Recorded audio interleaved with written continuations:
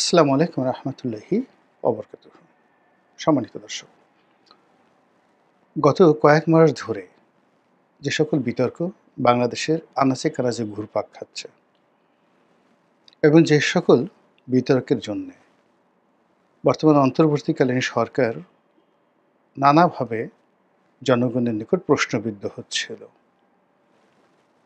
এবং যে সকল বিতর্ক নিয়ে তারা খোলামেলা কিছু বলতে পারেনি এবং জনগণ চারিদিক থেকে যেভাবে আর্তচিৎকার করছিল, তার ফলে যে কোনো সময় সরকার এবং জনগণের মধ্যে যে মতবিরোধ, এটির বিপরীতে মারাত্মক বিশৃঙ্খলা, জনরোষ, এমনকি আরও ভয়াবহ গণঅভ্যুত্থানের মতো ঘটনা ঘটার সম্ভাবনা দেখা দিয়েছিল।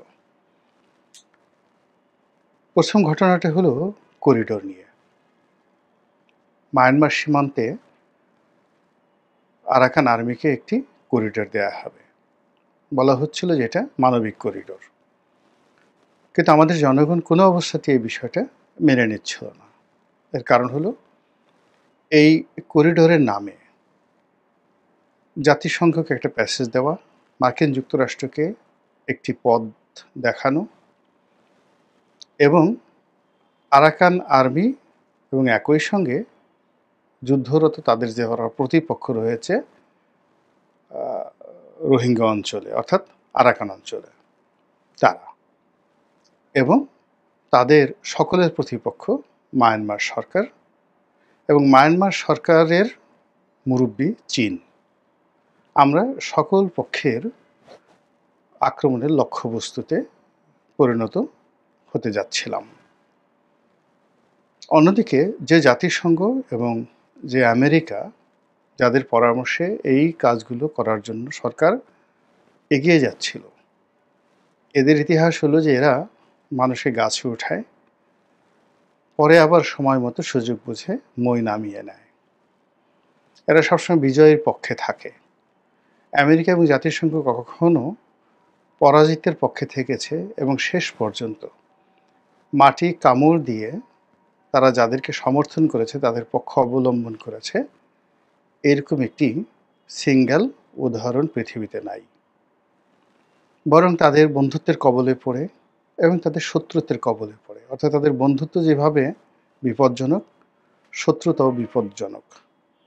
কত রাষ্ট্র তার সার্বভৌমত্ব হারিয়েছে, কত রাষ্ট্র তার সতীত্ব হারিয়েছে, কত আমেরিকার যে এজেন্ট তারা তাদের প্রাণ হারিয়েছে, মান সম্মান, ইজ্জত আবরু হারিয়ে পুরো দেশ এবং জাতি থেকে কিয়ামত পর্যন্ত তারা অভিশাপ নিয়ে দেশের মাটিতেও মরার সুযোগ পায়নি। সেটা আপনি জেনারেল নরিয়াগার কথা ধরেন, রেজা শাহ পাহলভির কথা ধরেন, কিংবা আরও অনেক এরকম, হামিদ কারজাই অথবা আশরাফ ঘানির কথা চিন্তা করেন আফগানিস্তানের। তো এ সকল জীবন্ত এবং বাস্তব উদাহরণ আমাদের কাছে থাকার কারণে আমরা কোনো অবস্থাতেই করিডোর নিয়ে সরকারকে সমর্থন দিতে পারিনি, জাতিসংঘকে সমর্থন দিতে পারিনি এবং যাকে বলা হয় আমেরিকাকেও সমর্থন দিতে পারিনি।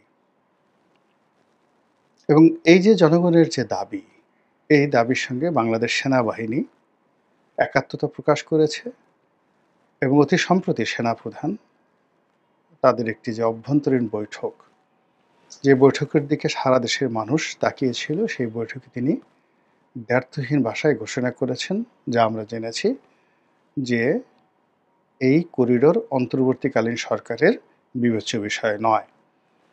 এটি এত একটা গুরুত্বপূর্ণ বিষয় এবং এর সঙ্গে জনগণের স্বার্থ এমনভাবে জড়িত, কেবলই মাত্র একটি নির্বাচিত সরকার এই কাজটি করতে পারে। কাজেই সেনাপ্রধানের এই বক্তব্যের পর বর্তমান সরকার এদিকে এগোবেন আমার কাছে মনে হচ্ছে না। সেক্ষেত্রে দুটো হতে পারে, সরকার টিকে যাবে, অর্থাৎ এই কাজটি করবে কিন্তু সেনাপ্রধান থাকবে না। অর্থাৎ সেনাবাহিনীতে যদি সরকারের মদতপুষ্ট লোককে বসানো যায়, তাহলে সরকার তার জিদ পূর্ণ করার জন্য চেষ্টা করতে পারে। তখন জনগণ এবং সরকার মুখোমুখি হবে এবং যুদ্ধের বা প্রতিদ্বন্দ্বিতার বা মতবিরোধের জায়গাটিতে কারা জয়ী হবে সেটা সময় হলে দেখা যাবে। কিন্তু যেহেতু এখন মধ্যস্থতাকারী রূপে বা মধ্যে পাহাড় রূপে সেনাবাহিনী যে বাধা তৈরি করেছে, সেই বাধা আপাতত এই সরকার অতিক্রম করতে পারবে না। একইভাবে আরেকটি বিষয়, সেটি হলো চট্টগ্রাম বন্দর। চট্টগ্রাম বন্দরের লিজ দেওয়া বা এটিকে বিদেশি অপারেটরদের হাতে তুলে দেওয়া, বন্দরকে আধুনিকায়নের নামে বিল্ড, ওন্ড অ্যান্ড ট্রান্সফার, এই পদ্ধতিতে বিদেশিদের হাতে দেওয়ার ব্যাপারে পুরো বাংলাদেশ ক্ষোভে এবং বিক্ষোভে ফেটে পড়েছে। চট্টগ্রাম বন্দরও এই ব্যাপারে সরকারের যিনি প্রধান জনাব ইউনূস, তিনি নিজে চট্টগ্রাম গেছেন, নাতি দীর্ঘ বক্তব্য দিয়েছেন। বন্দরকে বিদেশিদের হাতে কেন দেওয়া দরকার এবং দিলে কী কী উপকার হবে, এসব বিষয় নিয়ে অসাধারণ সব বক্তব্য দিয়েছেন। কিন্তু কাজের কাজ কিছুই হয়নি। ফলে কি হলো, এখানেও সেনাপ্রধানকে কথা বলতে হয়েছে। ৩ নম্বরে যে বিষয়টি, সেটি হলো নির্বাচন। নির্বাচন নিয়ে টানাটানি হচ্ছে এবং এখনো পর্যন্ত এটি নিশ্চিত নয়।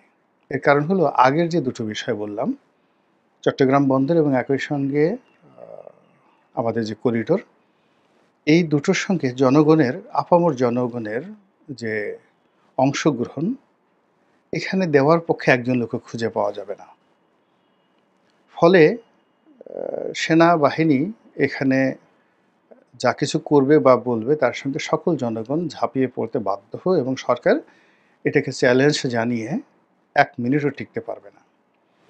কিন্তু নির্বাচনের যে বিষয়টি, যেটি সেনাবাহিনী বলেছে যে এটা ডিসেম্বর মাসে হলে ভালো হয় বা ডিসেম্বর মাসে হতে হবে, এটি নিয়ে সরকার টানা হেঁচড়া করতে পারে, পলিসি করতে পারে, এখানে নানা রকম কূটকৌশল চালাতে পারে। আর কারণ হলো ডিসেম্বর মাসে যারা নির্বাচন চায়, তাদের বিপক্ষে যে শক্তিগুলো রয়েছে তাদের সংখ্যাও কম নয়, তাদের ইনফ্লুয়েন্সও কম নয়। তো ডিসেম্বর মাসে নির্বাচন নিয়ে একটা স্থিতিস্থাপক, অর্থাৎ চটচটে আঠালো একটা বিষয় তৈরি হয়েছে, টানাটানি চলবে। এখন তো মে মাসের শেষ সপ্তাহ, June, July, August, September, October আরও অনেক সময় আছে। ফলে এটা নিয়ে টানা হেঁচড়া চলবে। এখন সেই টানা হেঁচড়ায় কারা জিতে সেটি দেখার বিষয়। এখানে একটা বিষয় আমাদের বুঝতে হবে যে এখন যে সরকার চলছে, সেই সরকার যতই বলুক না কেন, তারা ছাত্র এবং জনতাদের সমর্থন নিয়ে এসেছে। এখানে জনতা বলতে কাদেরকে তারা বোঝাচ্ছে আমি বলতে পারবো না, বা ছাত্র বলতে কাদেরকে বোঝাচ্ছে তাও বলা যাবে না। দেশে স্কুল, কলেজ, বিশ্ববিদ্যালয়ের ছাত্র সংখ্যা কত? সেখানে ছাত্র সংসদগুলোতে যদি ভোট হয় এই মুহূর্তে, যে ডক্টর মোহাম্মদ ইউনূসের সরকারকে কতজন চাচ্ছেন প্রতিটি কলেজ, বিশ্ববিদ্যালয় ভোট দেবে, এতে কয়টি শিক্ষা প্রতিষ্ঠান থেকে ইতিবাচক ফলাফল আসবে সরকারের পক্ষে, আমি যথেষ্ট সন্দিহান। আর জনগণকে যদি এই মুহূর্তে একটা ভোটের আয়োজন করা হয়, হা না ভোট, কত পার্সেন্ট লোক হাতে ভোট দেবে এবং কত পার্সেন্ট ভোট নাতে পড়বে, সেটা সহজে অনুমান করে বলা সম্ভব। এবং এখন যে যুগ হয়েছে, সেই যুগে সিল পিটানো সম্ভব নয়, ভোট ম্যানিপুলেশন সম্ভব নয়, এবং যা কিছু হবে মুহূর্তের মধ্যে সারা পৃথিবীতে হইচই শুরু হয়ে যাবে। তো সেক্ষেত্রে ছাত্র এবং জনতার যে সমর্থন, সেটা মূলত একটা অ্যালগোরিদম, একটা সংখ্যার বিষয়, কথার কথা, হালকা কথা। বাস্তবতা হলো যে এই সরকারের প্রতি সেনাবাহিনীর সমর্থন রয়েছে। এটিকে আপনি সেনা সমর্থিত সরকার বলতে পারেন, অনেকটা 111-এর কায়দায়। এবং যখন বিপ্লব সংগঠিত হলো, সকল কিছু বিশৃঙ্খল, তখন প্রায় সব জনগণই, ডক্টর মোহাম্মদ ইউনূস তো পরে এসেছেন, সব জনগণই কিন্তু আশা করেছিল বা আতঙ্ক অনুভব করছিল দেশে মার্শাল ল চলে আসবে, জরুরি অবস্থা চলে আসবে। শেখ হাসিনা গেছে কিন্তু মার্শাল ল আসবে। কিন্তু সেনাপ্রধান যখন নিজের অনাগ্রহ দেখালেন এবং স্বতঃস্ফূর্তভাবে তিনি রাজনীতিবিদদের সঙ্গে বৈঠকে বসলেন এবং অত্যন্ত দৃঢ়তার সঙ্গে নিজের অনিচ্ছা সত্ত্বেও, যেটা পরবর্তীতে প্রকাশ পেয়েছে, ডক্টর মোহাম্মদ ইউনূসকে মেনে নিলেন অন্তর্বর্তীকালীন সরকারের প্রধান হিসেবে। ঠিক তখন থেকেই সেনাবাহিনীর একটা সমর্থন রয়েছে এবং জনগণ সবসময় জেনেছে, বিশ্বাস করেছে যে সেনাবাহিনীর সমর্থন ছাড়া এই সরকার এগোতে পারবে না। মাঠে সেনাবাহিনী আছে, পরবর্তীতে তাদের হাতকে শক্তিশালী করার জন্য ম্যাজিস্ট্রেসি পাওয়ার দেওয়া হয়েছে। কিন্তু পুরো সমাজের যে বিশৃঙ্খলা, এখানে ম্যাজিস্ট্রেসি পাওয়ার প্রয়োগ করে সেনাবাহিনী যদি তাদের কর্মকাণ্ড শুরু করে, তাহলে একটা জগাখিচুড়ি শুরু হয়ে যাবে। এর কারণ হলো, মাঠে যারা মব তৈরি করছে, যারা সন্ত্রাস করছে, যারা চাঁদাবাজি করছে, তাদেরকে যদি ধরা হয়, তাহলে বিশাল শ্রেণীর মানুষ তারা বলার চেষ্টা করবে যে এই সেনাবাহিনী আওয়ামী লীগের মদতপুষ্ট সেনাবাহিনী। তারা আওয়ামী লীগের লোকজনকে ধরবে, তা না ধরে বিএনপির লোক, জামাতের লোক, তারপরে এনসিপির লোক, সমন্বয়কদেরকে ধরছে, ডক্টর মোহাম্মদ ইউনূসের আত্মীয় স্বজনকে ধরছে, ইত্যাদি ইত্যাদি কথাবার্তা বলবে। তো সেনাবাহিনী সেই সুযোগটা জনগণকে না দিয়ে তারা একটা রিল্যাক্স, কাম অ্যান্ড কুল যে পলিসি, সেই পলিসি গ্রহণ করেছে। ফলে সমাজে যা হওয়ার তাই হয়েছে। প্রতিটি মানুষের মুখোশ উন্মোচিত হয়ে গেছে। কে চাঁদাবাজ, কে ধড়িবাজ, কে সাহসী, কে কাপুরুষ, কে কতটা দুর্বৃত্তপনা করতে পারে, তার মধ্যে শেয়ার মার্কেট লুট করার অভিলাষ লুকায়িত ছিল, সুযোগ না পাওয়ার কারণে করেনি। কার মধ্যে ব্যাংক দখল করার অভিলাষ লুকায়িত ছিল, সুযোগ পায়নি তাই করেনি। সেই জিনিসগুলো একেবারে আইনশৃঙ্খলা রক্ষাকারী বাহিনী তাদের কাছে একেবারে প্রকাশ্য দিবালোকের মতো ডকুমেন্টারি হিসেবে চলে এসেছে। নাম, ধাম, ঠিকানা, কর্মকাণ্ডের ফিরিস্তি এবং তথ্যপাত্র সহ, সব কিছু সহ। এখন সেনাবাহিনী যদি সত্যিকার অর্থে অ্যাকশনে যায়, সেই অ্যাকশনে যাওয়ার পরে এখন আর জনগণ বা ছাত্র বা কেউ বলবে না যে এই সেনাবাহিনী আওয়ামী লীগের পক্ষ অবলম্বন করছে। তারা চাঁদাবাজদের বিরুদ্ধে যদি ব্যবস্থা নেয়, কী হবে বলেন? দখলদারদের বিরুদ্ধে, যারা মব তৈরি করে, এই তিনটা জায়গাতে যান, দখলদার, চাঁদাবাজ, মব, এই তিনটি গোষ্ঠীর বিরুদ্ধে যদি সেনাবাহিনী অ্যাকশনে যায়, তাহলে এই বাংলায় কারা কারা ক্ষতিগ্রস্ত হবে এবং কারা কথা বলতে পারবে। কিন্তু তারপরেও সেনাবাহিনী চুপচাপ সরকারের সঙ্গে সহযোগিতা করার চেষ্টা করছে এবং নির্বিবাদে সকলের গালাগাল খাচ্ছে। যে সাধারণ জনগণ, তারাও গালাগালি দিচ্ছে যে এই মাঠে সেনাবাহিনী থেকে লাভটা কি, তাদের সামনে এত কিছু হচ্ছে, তারা আকাশের দিকে তাকিয়ে তাকিয়ে শুধুমাত্র তারা গুনছে। আবার সরকারের যারা লোকজন আছে, তারাও সেনাবাহিনীকে দিয়ে অনেক কাজ করাতে চাচ্ছে। আওয়ামী লীগ যেভাবে পুলিশকে কাজে লাগিয়েছিল, ঠিক ওইভাবে যে আমাদের পছন্দের লোকদেরকে ছেড়ে দাও, যাদেরকে অপছন্দ করি তাদেরকে ধরো, ভয় দেখাও। এই কাজটিও কিন্তু সেনাবাহিনী করছে না। এবং সর্বশেষ সরকারের যে সকল রাজনৈতিক লক্ষ্য এবং অভীষ্ট রয়েছে, সে লক্ষ্য এবং অভীষ্ট পূরণে সেনাবাহিনী প্রথম থেকে বাধা দিয়ে আসছে। ডিসেম্বর মাসে নির্বাচন হবে, এই কথা অনেক আগে সেনাপ্রধান বলছেন এবং তখন স্বয়ং ডক্টর মোহাম্মদ ইউনূস এবং তার যারা লোকজন একেবারে বিক্ষুব্ধ চিত্তে যত রকম শক্তি রয়েছে সবগুলো একত্র করে বাধা দেওয়ার চেষ্টা করেছে এবং বলার চেষ্টা করেছে সেনাপ্রধান এই কথা বলতে পারেন না।